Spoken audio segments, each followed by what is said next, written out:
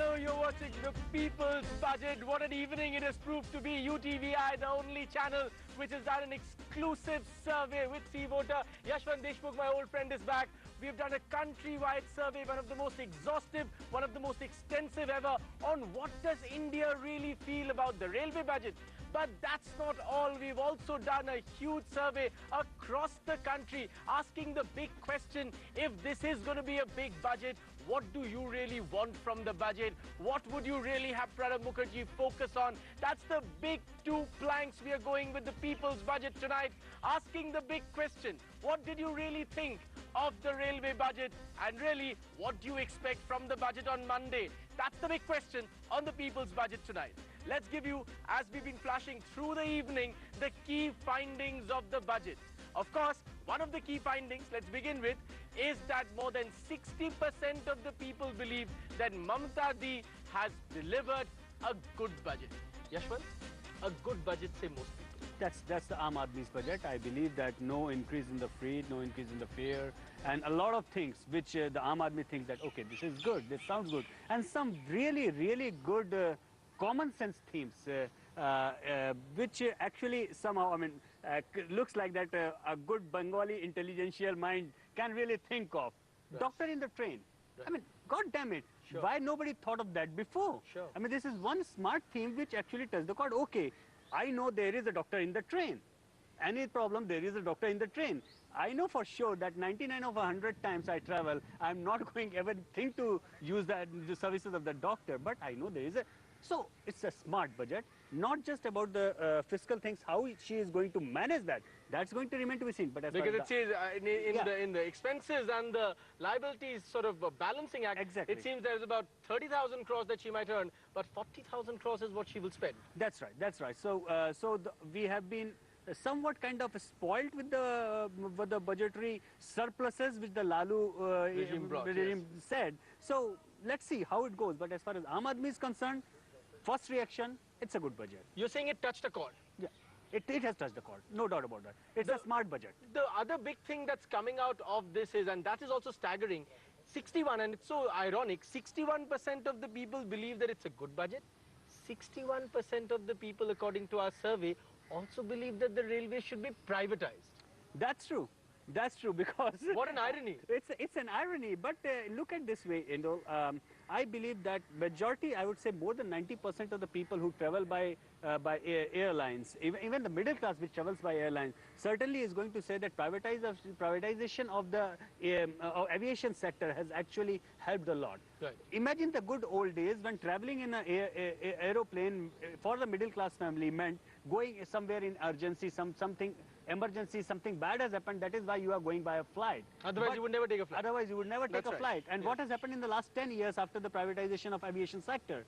Everybody is flying. I mean, it has been opened up like anything. An average middle class family is even going on a vacation taking a flight. You know, I wanted to ask you, we of course did a big survey in the elections also.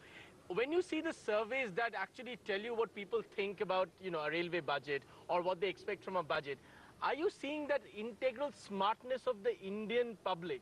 Essentially, they're saying it's a good budget, we like it, but they also are seeing the bigger picture and saying it ought to be privatized. It ought to be privatized. There is a lot more need to be done. That's a big line. And let me share you one insight with my researchers and my research coordinators have been telling me throughout the day. Sure. You know, everybody is liking it, but there was a question mark, of course, which our questionnaire unfortunately did not carry it. But it's good, but can she really deliver it? Will it really happen? So that's a big question mark, and probably when we will repeat this exercise next year, then it would be nice to ask people how much of what has been promised today was actually complemented in the next 1 year's time. That remains to be seen. Of course, we will repeat this exercise next year also, but the other big thing that really struck me from the message that came across in our survey on the railway budget is 33%, a third of the people we asked, said that Mamata might actually land up ignoring railways or railways work because she has political compulsions in Bengal. 2011 is the big Bengal election. That is true. That is true, and we have seen this politicization of election, of railway thing in the parliament today with Lalu Yadav taking swipe, that why Patna was actually sidelined.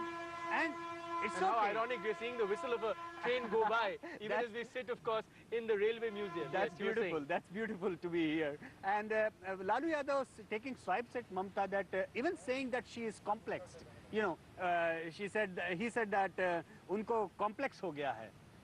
Minister Sahiba को complex हो गया है. वो complex से ग्रसित हैं. But right. I mean, the counter question is that let's ask this All of them question. did All of them did it. That's right. And when the Biharis ministers were there as a cabinet minister of railways, they of course took a lot of things for Bihar. So everybody does it. Mamta is not doing politically incorrect thing if she is taking a bit longer route for Bengal.